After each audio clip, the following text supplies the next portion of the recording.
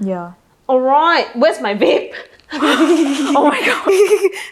Hello everyone, welcome back to the Oat Milk Lesbians. Hi. Okay, so today we're doing a topic on homophobia, microaggressions, and sexualizing lesbians because it was actually requested, right? Yeah, it was requested. On our Spotify or something.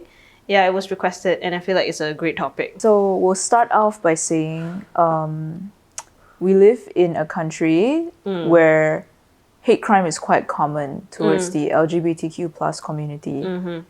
And hate crime is it's not even frowned upon. Like a lot of people here are generally homophobic. Yeah.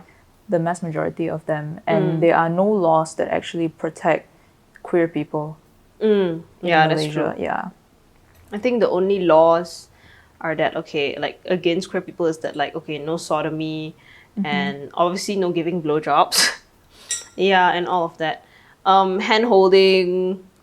Those are not like kissing on cheek. Yeah, those are not. Yeah, those are not penalized. Yeah, they are not, but people will treat you a certain way if they do see this. So it's more of a gray area thing, but you still do get I would say it can be subtle to aggressive hate crimes.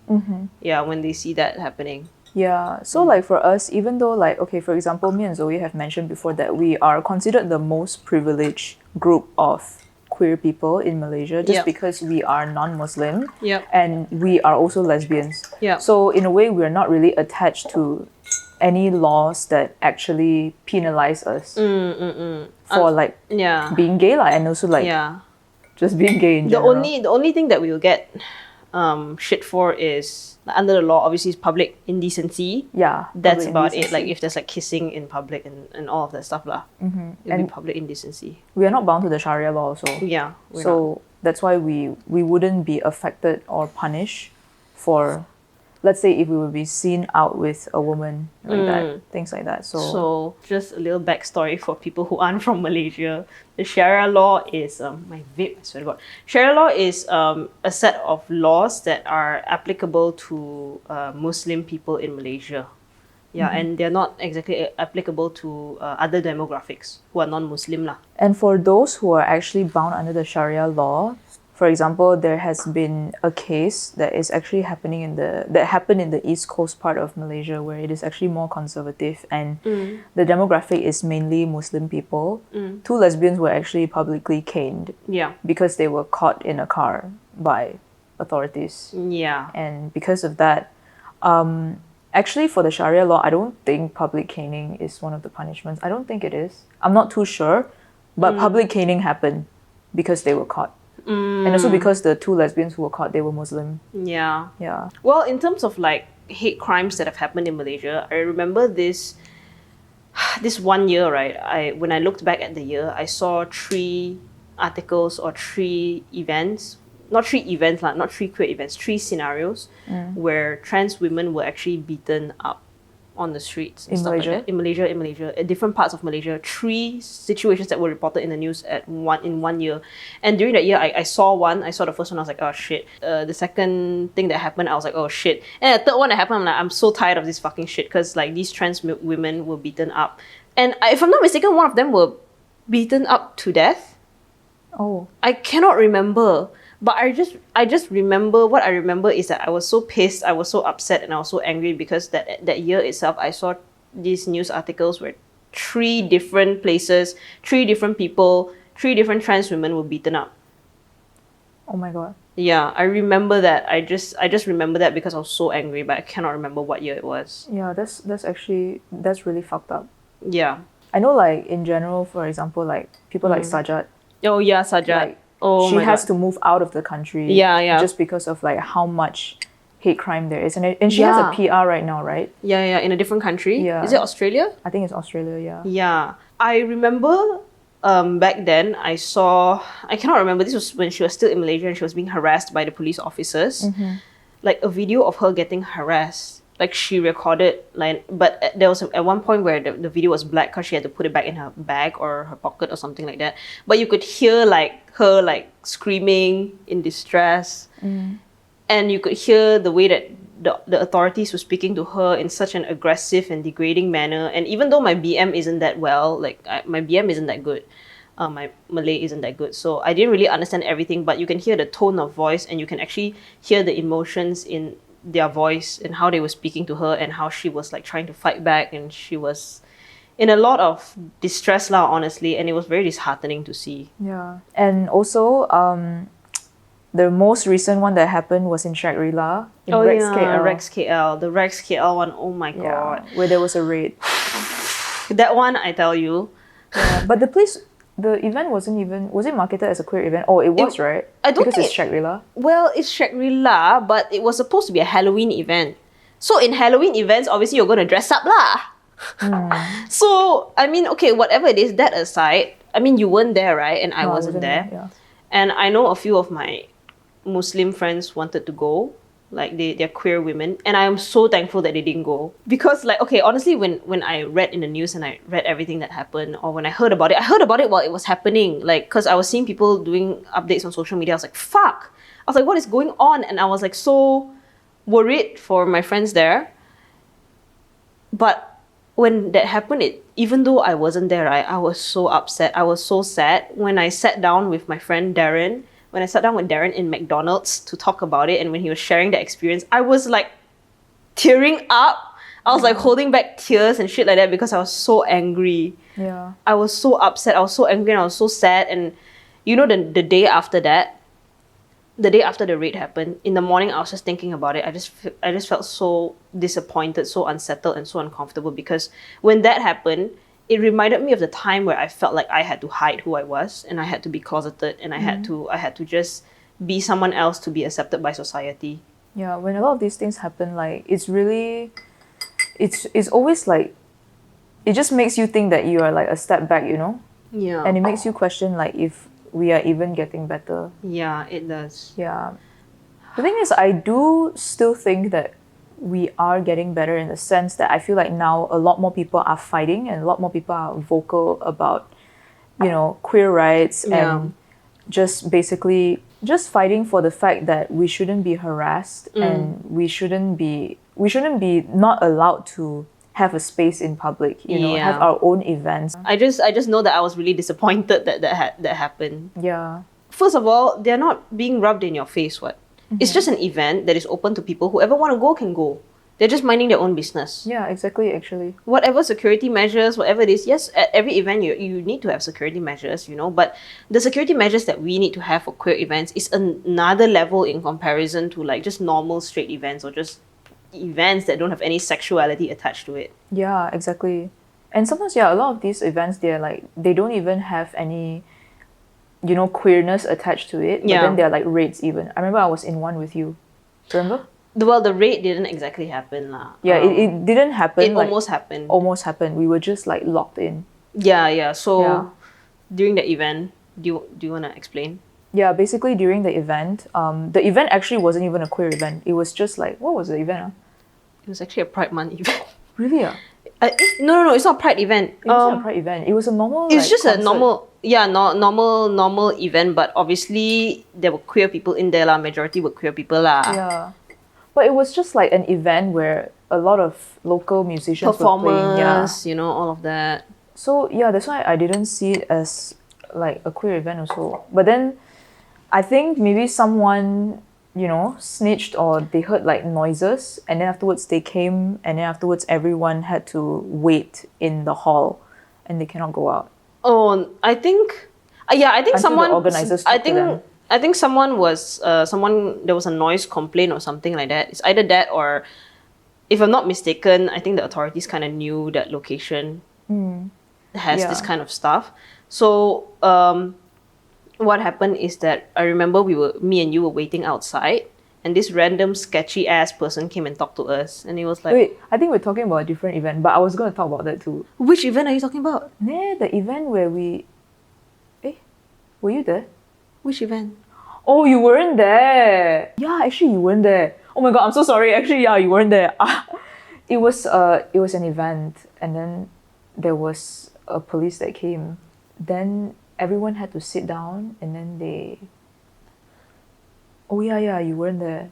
Shit. But I remember there was like a police raid, and then afterwards, the police didn't exactly get in. The organizers went and talked to them, but then they were just like bullshitting lah, saying like, "Oh, we heard there's like a noise complaint," but it was like a shop lot area, and then everything was closed already. What kind of noise complaint are you talking about? And I don't think there was a noise complaint because the event actually started before I went in, so there was already a lot more noise that was like already happening. But I only heard it when I went inside the building and inside that space. So it was quite soundproof actually, because I came late.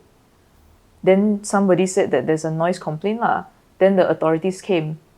And then, well, we didn't really have to show IC, but then like, I know it would have gotten to that if the organizers didn't talk to them. But somebody like tipped them off lah, basically. But yes, actually the event that both of us went to, you can tell the story of the sketchy guy that we saw in front. Yeah, so that event, it kind of ended already, and me and Faye were standing outside the location. One sketchy ass guy came to us. It was very random because, I mean, it's very obvious that guy, he didn't even try to like cover up that he's sketchy, but anyway, because he was asking us, "Oh, is this a cafe? I've been looking for a cafe just like this." It is such a weird question, and because like, why would you out of the blue look for a cafe like that? So then after that we were like, oh no, like yeah, it's just a cafe, you know, there's nothing going on in there and all of that lah. And then he left. After he left, everyone kind of went up to another space. And I think he was waiting outside and looking at the demographic who was leaving the location, and he was seeing where everyone was going. Then when everyone was up in another space, there was like a knock on the door and shit like that, and they were like, again noise complaint lah. Another noise complaint is a favorite. Yeah. But the time you left already, right? Yeah, I left already. Yeah, so during that time I was with another friend who was, well, technically in a lot more danger than I was. So she was having like a bit of a panic attack. And then basically the organizers told everyone to keep quiet and sit down and just keep quiet. Everyone stopped talking, you know. And then they were just talking. The organizers were talking to the police officers. But me and 3 of my other friends, we just left through the back door. We just opened the back door, took our shoes from the front, and just left like before the whole thing was over, because my friend was in a lot of danger, and then we just left lah. We went out through the back door, and then one of the friend who was in less danger and did not look like they were dressed for a party went to the front and took the car and then picked us up from the back, and then we drove off and hid at a petrol station. And yeah, before we all drove off lah. But yeah, that happened. I mean, it wasn't a raid, and thankfully it wasn't. Yeah. But I mean, to have an event and to need to do all these kind of things and run out through the back door and all of that and hide and whatnot, like, it's fucked up lah. Yeah, and I remember the guy, he wouldn't let it go because he kept like insisting on going inside. Like he said, saya nak makan, like he wants to eat. And then we're like, it's already 12 a.m. This place is closed. Like there's no food available. And he was like, yeah, but like everyone is in there. And then he said, I just saw like some people come out just now, and the people that he saw were the drag queens. So that's why he kept insisting on going inside. And then the worst part was, I told this guy, yo, it's 12 a.m. already, you can just go to Mamak, right? Why you want to come here? Mamak all there open, right? Like those are where you can get food. Then he was like, no, but this place like looks like it's good.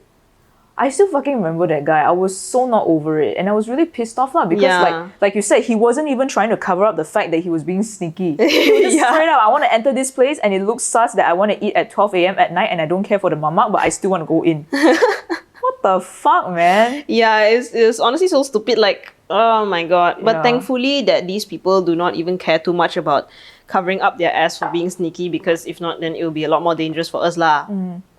Yeah. So that is the extent of like blatant homophobia and just threats in general to like the queer community locally. Yeah. But I feel like microaggressions are also like just as bad, because it really affects your confidence to just live your life.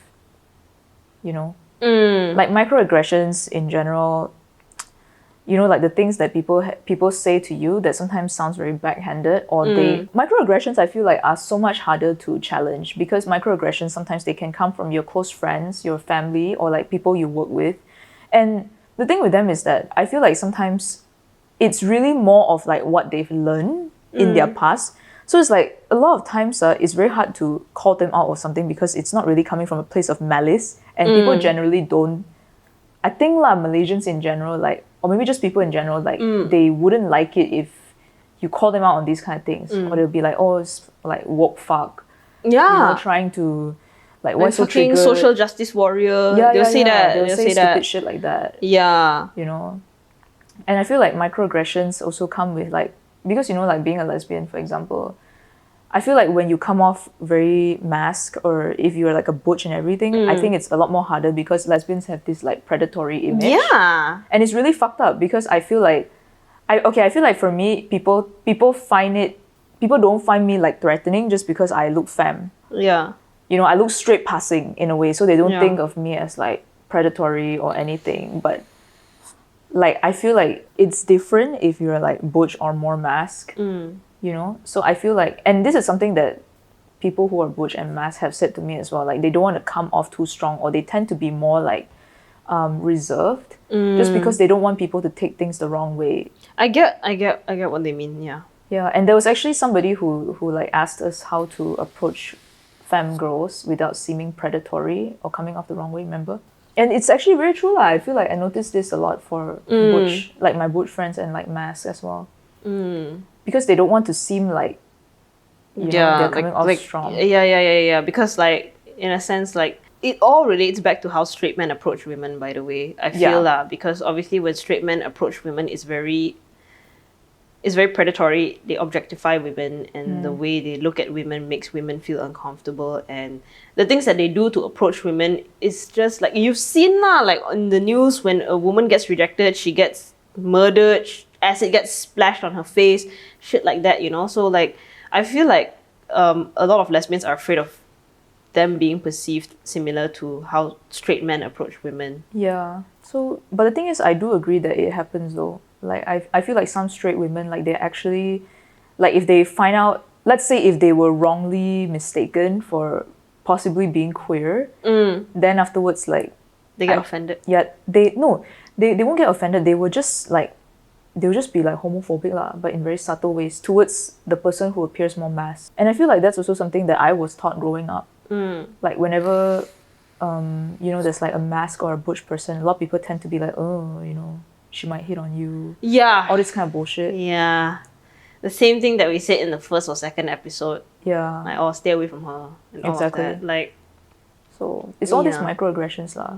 Yeah. What have you like faced? What kind of microaggressions have you faced like with your close friends or family or like work? I would say with close friends, one of them said, yeah, lesbians are hot. I don't understand why people are like homophobic or biphobic. Is lesbians are hot. Like, okay, thank you for the compliment, but it's a straight man, by the way.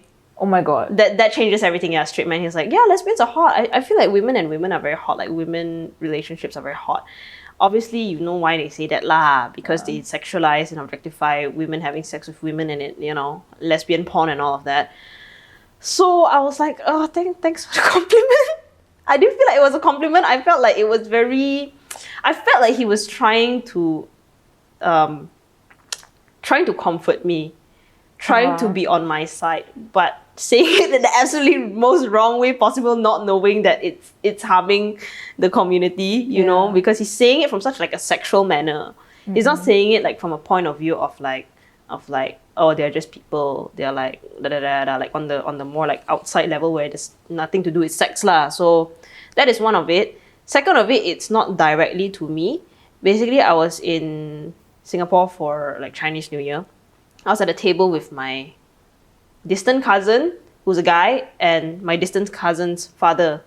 So then they were talking about like how my distant cousin was kind of like always in his room and blah blah blah. Then he'd say he liked to play guitar, and then the dad was like, oh, so you like to play guitar for girls? Then he was like, no. And the dad was like, so don't tell me you like to play guitars for guys. And then they were all like, ha ha ha ha. I was like, that is so. And obviously the son was also like, no. Oh my god. I mean, it wasn't towards me, but I felt like, yeah, that is homophobic as hell. Do you feel like it was possible for you to ever like confront these people? No, because I'm not close to them, so I'm not bothered. Like, these are people that I see once a year or once in 2 years, because they're always in Singapore anyway, and I'm in Malaysia, so I don't really bother. Yeah. But other microaggressions would be my dad telling me to find a rich boyfriend, knowing that I'm dating women. Yeah. Yeah, that is another one. And then I would get like annoyed and pissed lah, but that's about it lah.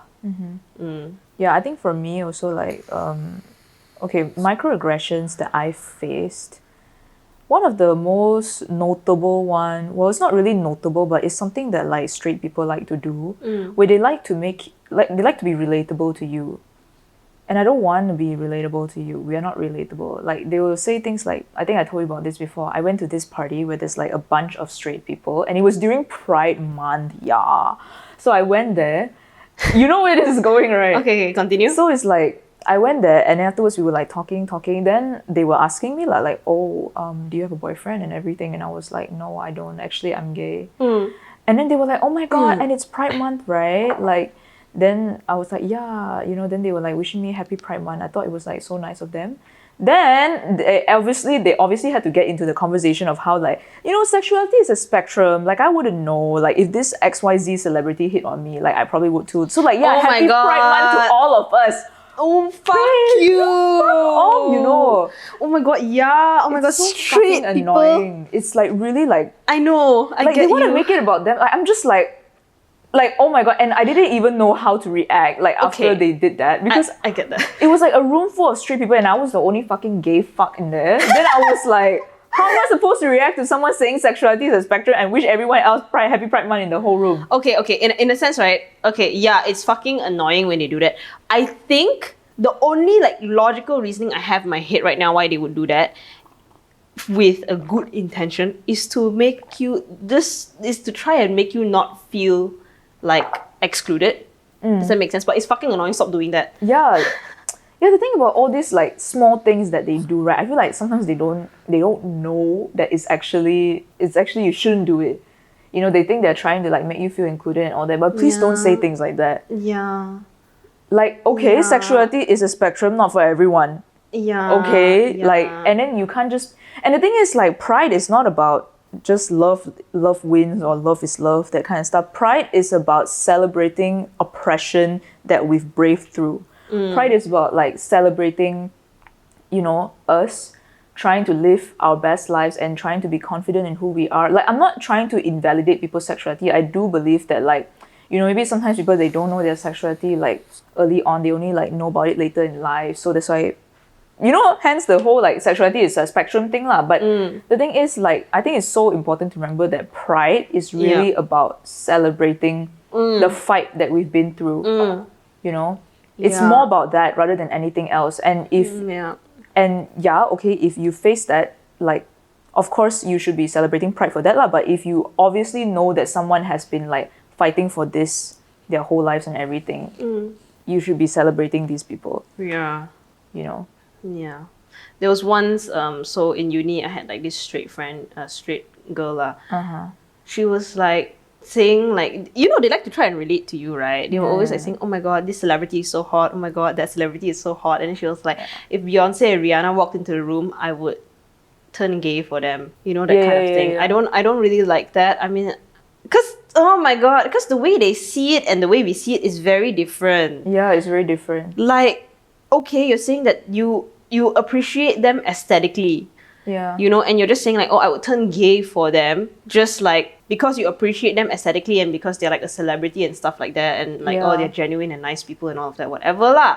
But for us, it's like we are already gay, and the being gay is not something that you will turn into just because you find someone aesthetically appealing. Yeah, exactly. Because it's a whole shitload of oppression and self-loathing and fighting with your family and fighting with the people around you and having to hear all these comments on a almost daily basis. I would say daily basis for most people, multiple times a day, you know, like it's a bit invalidating when they say things like that. Yeah, it's very invalidating. Yeah, I hate it. But I feel like for you and me, right, for us, because like we mentioned, we are the more privileged of the entire LGBTQ plus community. That's why, to a certain extent, we can do this podcast. Yeah. That's why we can do this podcast. But I feel like for you and me, because we are most privileged out of everyone, we only experience mainly microaggressions. Yeah, we do. We mainly experience microaggressions. Like our other gay friends, like Darren in the other episode mentioned that, which is something I didn't even know that he was going through. You know, him walking on the street or him in the car, cops like telling him, asking him like, oh, are you married? Do you have a wife? And all of that, just because they look queer. Or like even walking in the street and someone calling them the F word and F slur and shit like that. Like I didn't know like that was something that was happening to him and other queer men. But mainly because I thought Darren was like one of the more masculine gay men out there lah. Yeah. You know? So I was very surprised when I heard that. I didn't know. Because for me, and I don't know about you, but for me, the most I get is stares when I'm holding hands with another woman. I just get stares from people, like just death stares. That's pretty much it. Or people just like looking and like, you know, that's the most I get in public. That's true, me too. Because for me, I feel like, okay, I only get it when I'm dating masc. I don't get it when I'm dating a femme or like an in-betweenie. They would just think we're besties. And that's the thing, like, because women being affectionate with women, even in friendships, is more normalized in society. Whereas with men, if you see that, then everyone's going to give them stares. But actually, in general, men just have this thing in society where they're not like affectionate with another man. And you can't be like holding hands. Or it's like perceived as gay and like stupid toxic masculinity bullshit things. But also the same thing lah. At most, I just get stares. And no one has ever come up to me and be like, Pui. Dyke. Yeah, all this kind of shit. Okay, but like for me, the microaggression or like almost blatant homophobia I experience is in church though. Again with the religious trauma episode part 2. Yeah, like you all already know lah, like what is it about? Like, you know, my pastor's wife who be fucking up in my business and like sending me all these conversion therapy videos. Or like my pastor making all these like indirect sermons about like homophobia and the whole like love the sinner, hate the sin bullshit kind of sermons.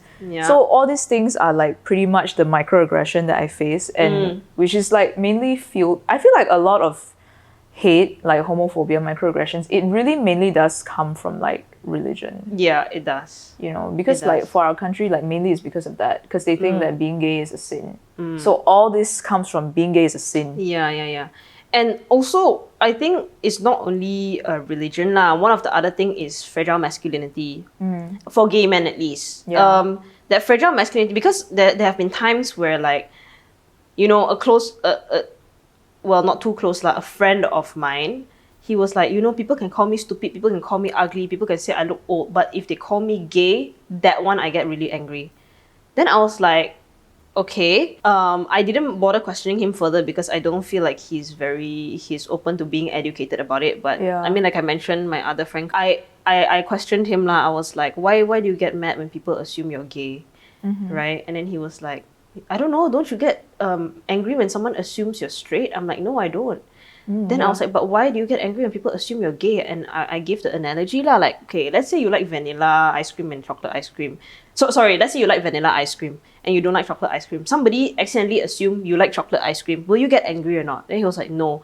And I was like, why? Like, you gotta understand like why. Like, cause you are not that kind of like person. If someone accidentally assume, you just correct them lah. Like, no, I like vanilla ice cream. It's like that simple. So I told him to like go back and like be introspective. Why do you feel this anger when someone accidentally assumes that you're gay, you know? So I feel like a lot of microaggressions towards like the gay men or you know, queer men has got a lot to do with fragile masculinity as well. Yeah, it's so true. And I feel like a lot of microaggressions that are like thrown around in general, like the way I see, I mean, this is also just like when I, like now in my life, you know, with friends and also with like office and all this, right? People were just like, for very small things, like guys would just say like, ew, that's so gay. Like, oh my god, that's so gay. Like, but the thing is like, and I'm so tired of like correcting people. I've come to the point where I'm just so tired of it because I just feel like they just cannot see that it is problematic. Like, because when you say like, ew, it's so gay, like you're just saying like, oh, like why are you being like so affectionate? It feels so it's like gay. But actually it stems from like internalized homophobia. And if I go on a whole lecture for that, they're gonna be like, oh, why like you're so triggered? Like, you're so woke. Exactly. And I feel fucking tired to explain that lah. But like it's true. Like whatever you're saying, it comes from a place of like fragile masculinity. Yes. And that's why you'd be like, ew, so gay. Yeah. Or like you know. Yeah, so I have like I don't even correct people anymore. I just like, you know what, you can just say what you want to say, but like for me at least, like I know where it comes from lah. Yeah. There was this once in the gay thing, right? It was even said to me by another straight married man. I was basically working with him. I bought my new gimbal. And I was excited to use it, so I brought it on the shoot. He's like, wow, new gimbal, that's so gay. Like, just because I brought my new gimbal just to try it out and I was excited about it, he was like, gay. I was like, what the fuck? It's like so out of the blue. Like, what does this have to do with homosexuality in the first place? Anyway, why is that suddenly like, it's just a term that they are using nowadays to just subtly, jokingly insult you. Yeah, exactly. Or like anything that is like not related to masculinity, like things that are more associated with like being feminine, like arts, or like, you know, wanting to explore hobbies and like interests, like something that is not related to investment banking. This kind of bullshit, right? Yeah. You'd be like, ew, so gay. Yeah. There was this other one time. Oh my god, my friends, they watched this. Anyway, the friends that I went on glamping trip, they watched this. Anyway, you're gonna hear this now. Basically, I was like barbecuing the chicken. Obviously, I sat like a normal gay person. I fucking manspread and then barbecue the chicken. Then I was just like fanning the charcoal because I don't know why I found it so therapeutic to barbecue. It's like a dad activity. Then they were like, wow, so lamyan. I was like, what the fuck does that even mean? And they were like, oh, it's not lamyan in the sense that like it's very man. It's just like a term that like we use. But like fucking be introspective and think about why you say lamyan lah, please. But wait, for those who don't understand what lamyan means, it means like you're more like guy, more masculine, more manly lah. You're like very lamyan. I was like, dude, I'm just fucking barbecuing chicken. What is that gonna do with masculinity and femininity? Just because, you know, stereotypically dads like to barbecue and shit like that. But I like barbecuing too. Also, isn't cooking supposedly an insult for women? Why suddenly it become a guy thing there? I'm in the kitchen cooking war. In the kitchen cooking chicken, I fucking season the chicken. Shouldn't I be more woman because of that? But no, suddenly barbecue, lamyan. Wow, that one I was like... What did you say to them? I didn't say anything. I was like... But now you're gonna hear it. Yeah, watch the latest fucking episode, come back to me, guys. And then the next thing, they're gonna come to me and apologize. Yes, if you see this, come to me and apologize after the episode. I have no hard feelings towards you. I know you guys are one of the most progressive straight people I know. You've done a lot of internal work to internalize homophobia and homophobia in general, coming from a religious background. But please do not say I'm lamyan for barbecuing. Okay? I'm just making chicken. I feel like everybody should take like a gender studies class. Yeah. Or like something related to that. Because I feel like, I don't know, sometimes like in society, personally I've never taken a gender studies class. But I've taken like, you know, in general like social science classes, which I feel like really helped me like think a lot more about sexuality, gender, and like basically patriarchy and the kind of things that we learn that we don't realize plays out in our real life situations and how we look at the world. And I feel like if people took that class, they would be more introspective about a lot of things. You know, they would see the world less as black and white, and they would start like challenging things more, which I feel like is so important, because then otherwise they say stupid shit like that. Oh, ew, so gay, like ew, lamyan, or like, you know, that's what needs to do. But before that, we need laws in place to protect like LGBTQ plus community. In Malaysia? Yeah, in Malaysia. Well, yeah, it's gonna be really hard. It's gonna be very, very hard. I feel like it will take decades or even a century or centuries even. Yeah. I do have a question though. Like, don't you ever feel, because you're very open in your workplace about being gay or being a lesbian. I feel differently about it, but have you ever, like, when you first started working, you're like, oh my god, I should like not outwardly or outrightly expose this thing about myself? Have you ever felt that? I felt that with okay, so there was this girl that I was very close to at work. She no longer works at the same workplace as me but I was very close to her, and she was very straight, and I was so scared to tell her that I was gay, because she was like a close friend and I wanted to have friends at work. So I was very scared to tell her. I didn't want her to think I was predatory and everything, until I told her. Then afterwards she was just one of those girls who say, yeah, you know, I also had a crush on like a mask girl once. Like, she's one of those girls. Then I felt like very relieved So I think after when like I first told her, then I became like so much more comfortable telling everyone else because she was my biggest challenge because she was my closest friend at work. So then afterwards, like that, then I started like being normal about telling everyone, and also like I don't know, everyone else just kind of knew because like when I was eating dinner with them, like they just asked me, "Do you have a boyfriend or girlfriend?" Oh! Yeah. Then I Or will ask them girlfriend. like, why do you ask me that question? Then they're like, oh, because you give bi energy. Oh. Then I'm like, you're almost correct.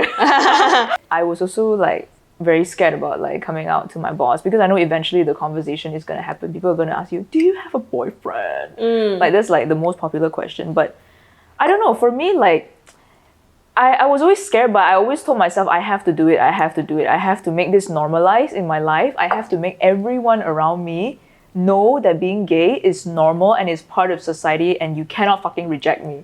So I always like, I will always be really scared, but I'll always be like, okay, I have to do this. And I eventually did, and then now everybody knows that I'm gay. Whoever doesn't know, you're going to find out from this podcast. Yeah, I mean, it's going to show up on the FYP anyway. Yeah, and it's so funny because like, Grace! Sorry! Grace! He was on the floor! Yeah, and it is so funny because like, my WhatsApp, I have a WhatsApp group with my friends, well, with straight people also like inside. It's called Gay Support Group. So it's so funny because sometimes when I'm like, you know, showing my screen, then the WhatsApp will come out, Gay Support Group, Gay Support Group. And I don't even bother hiding that anymore because I'm just like, you know what, like, y'all just, yeah, just live with it. I get what you mean. Yeah. And no one has actually been like, at me or like they've been blatantly homophobic at me lah. I mean, I think they all like probably have their own opinions because you know people are going to have their own opinions. But there was this one colleague that I was working with lah. So I know she was like kind of religious. Yeah. I don't know if she watched this podcast, but well, yeah, now you know lah. So I remember when I first told her like about me being gay, and then I wanted to tell her because I was close to her at the time, and then I just felt like okay, she should know that about me lah. And then I just have this thing where sometimes I'll be like, yeah, you know, so my girlfriend brought me lunch today. So my girlfriend bought me this today. When at the time when I was in a relationship, I'll be like randomly talking about my girlfriend. Because I just wanted to like, you know, like put it out there and make it normal. So I would just like casually slip in the my girlfriend did this, you know. And then when I did this at the beginning, she never responded, you know. And I really hated it because you know, when I see her talking to other colleagues who are straight, when like let's say I have one of my managers at the time, he had a girlfriend. When he talked about his girlfriend, she's oh, how do you guys meet? Oh, how long were you guys together? Why can't you ask me basic questions about my own relationship? You never once fucking asked me that when I brought up my girlfriend. So I was like so bitter about it because I was like, how come when he talks about his girlfriend, you're gonna ask all these like basic questions? And don't you think it's kind of awkward when I talk about my girlfriend and you never ask me anything about it? Like, just like, oh, okay, that's it. It's fucking awkward, right? You don't continue the conversation, you know? And the thing is, I realized that straight people, they feel like it's offensive if they ask more. They feel like they don't want to be so like interrogative. But actually, you should do that. You should just be normal about it. Just ask random things like, oh, how long have you been together? Like, if you really want to not make the person uncomfortable, you should ask them questions like how you would ask a person in a straight relationship. Yeah. So then, afterwards, thankfully, after a month or two, then I started seeing change in her. Okay. And then she started asking me, oh, you and your girlfriend so sweet, or like, how long that's you guys cute. been together? So I saw that she changed, and then I was like so proud and happy of myself. Because I wouldn't shut the fuck up about it. I would just be like, bitch, you're gonna fucking ask me a question about me and my girlfriend, I don't give a fuck. Understand. So I would be like, always like talking about it, like to wait until the day she fucking asked me a fucking question about my relationship. Which eventually she did. And honestly, like, yeah, I was like proud of it because she was like kind of religious and you know, I get what you it just became normalized in our friendship. Okay, that's good. Yeah, so that's a good change. Yeah. But for me, I've never ever outwardly said anything to any of my clients. Yours I understand lah, because you know Why? Because you are dealing with like, for me, like, you know, when you gauge the environment, you kind of know because everyone is in an environment, but yours is like different people. Yeah. Like different backgrounds. I mean, okay, I know that they are like more open-minded. I mean, because they are the younger generation, I know that they are more open-minded. But because they don't know me personally, and obviously in the workplace, I do feel the need to be more masculine, like I said before. I do feel the need to have more masculine energy so people will take me seriously. Because a lot of people don't take me seriously sometimes. And because when you run your own business, obviously people need to take you seriously lah. If not, they perceive like your work and you in a certain manner, and that directly relates to your company or your business. Yeah. So because I have to possess more masculine energy, I do not want this word to get out that I am a lesbian, because I don't want them to feel uncomfortable around me. It's mainly that. But like if it has nothing to do with like, them not feeling uncomfortable, then I wouldn't mind saying it lah. Because I just don't want them to feel uncomfortable with me. Yeah, I get very scared that they think that I'm gonna hit on them. But sometimes also like when we like have conversations and whatnot and have to grab something, I just slide behind them and grab something. Or sometimes when I walk past them and the place is very tight, our asses accidentally rub on each other. What the hell? I just don't want them to feel uncomfortable. It's just I get very scared when they feel, because they don't feel that way towards straight men all the time. But when it comes to a lesbian, like, yeah, that's the thing. Like, I really hate how we always feel like we have to minimize ourselves just so we don't like make that person scared of us, which is so dumb because we're actually the more threatened community. yeah, But then it's like we always have to be wary about how we act to them, Yeah. which is so dumb. And honestly, half of the time, actually most of the time, at least I can speak for myself lah. I definitely do not have a crush on you. yeah. 100%. I do not have a crush on any straight person. Nor do I whatsoever. find you attractive, nor do I want to check you out. I 100% Yeah. do not. Yeah. Because like, especially I feel like if you're a lesbian, you generally have gaydar. Yeah, You have know who is gaydar. fucking gay and you definitely would not hit on a straight person. Yeah. For real, like a lot of straight girls are always scared that like lesbians are gonna hit on them. Okay, maybe in some scenarios, yes, but majority of the time, lesbians are mainly only attracted to other people with a gay vibe. Yeah, a very that's lesbian vibe. That's a vibe. Yeah, something we are can attracted. sniff. We are very attracted to the gay vibe. We are not attracted to like surface level like looks. Yeah, it's not. Maybe you are hot to straight men, but you're not hot to me. Yeah, Like- because you don't have the gay vibe. Exactly. You need to have a gay vibe to actually be attractive Yeah. to lesbians lah. So don't be too worried and don't feel uncomfortable around us, because we're not predatory and we do not want to eat your coochie. And if we're nice to you, we're just nice to you. We Yeah. don't want to smash. Yeah. Like, fuck out of here. So yeah, that's generally it. But yeah, I didn't feel like anybody has... Okay, but I did feel that way when... Okay, I used to have a butch era, Oh. like a mask era. Yeah. You can put the picture here. You need to send me the picture. Yeah, I'll send you the picture. So I used to have this era, but I did notice like girls tend to be more uncomfortable around me when I look that way. And I can understand why, which is why I understand like, when mask and butch lesbians, when they talk about how like, they don't want to come off predatory and everything, because I feel like now women, like when I approach them, they're generally more receptive to me. Oh my god, don't teach Gris to babe. Continue. Yeah, you're teaching him so many bad things like today. First, there was the whole... Wait. We don't take secondhand smoke. Me and Ice. Okay, continue. What were you saying? No, I was saying that like, that's why I understand why they feel that they need to tiptoe around straight women and everything. Which is such bullshit. It sucks that you have to make yourself smaller to make other people feel comfortable when you're already the oppressed, demographic. It just sucks. So straight people, please stop it. And then you know what? When we started this podcast, I was so scared initially because I was like, okay, it's blowing up. And some of my straight friends, it popped up on their TikTok FYP. I was like, oh shit, confirm, show up on my clients' TikTok FYP already lah, because a lot of them work in social media, or a lot of them like are, obviously they have to be, keep up with what's going on online. Yeah. And obviously they have to scroll through social media a lot also lah, just to know like what's the trend and all of that. So I was like, confirm, they see I was like podcast before, and obviously word was spread within a company. Yeah. So I'm pretty sure they kind of see it, but I'm pretty sure they're also not surprised because I come off as very masculine in the workspace.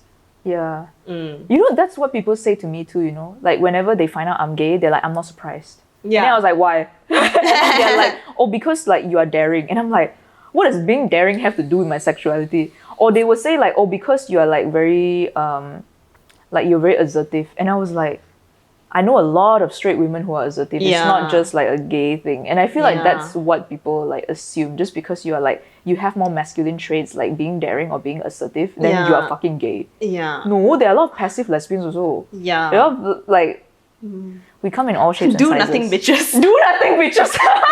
Do nothing bitches with lesbians as well. Okay, for those who don't understand, do nothing bitches are basically people who shit on people for putting themselves out there even though they're not doing anything. Okay, we will attach the Instagram reel here. Yeah, because all they do is just sit back, watch, criticize, and not have the balls to put themselves out there. Yeah. Yeah. Like all they can do is just yap. But they don't take a look in the mirror and analyze themselves like what are you doing? Like what are you contributing to whatever you're bitching about? Yeah. Yeah. So basically. That's it. Yeah. Anyway, should we wrap up this episode? Yeah, we need to wrap up. I cut you. I need to go piss. Okay, anyway. Okay. Closing words. Closing words. Honestly, at this point, just... No closing words lah. Yeah. We're just very disappointed. And we just hope that...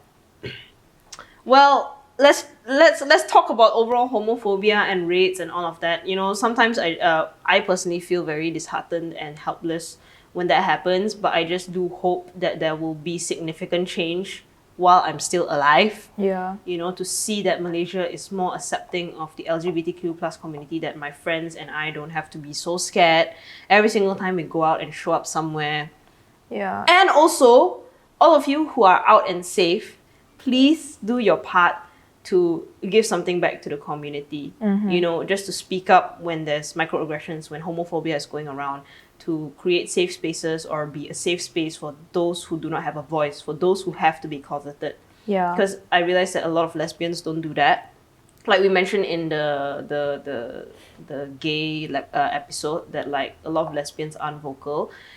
But I mean, you're seeing all of these homophobic things going around, all these microaggressions and all this shit that's happening to like the lesbian community, the gay community even. We don't even have to segregate out like, oh, only speak up for lesbian community. No, speak up for everyone.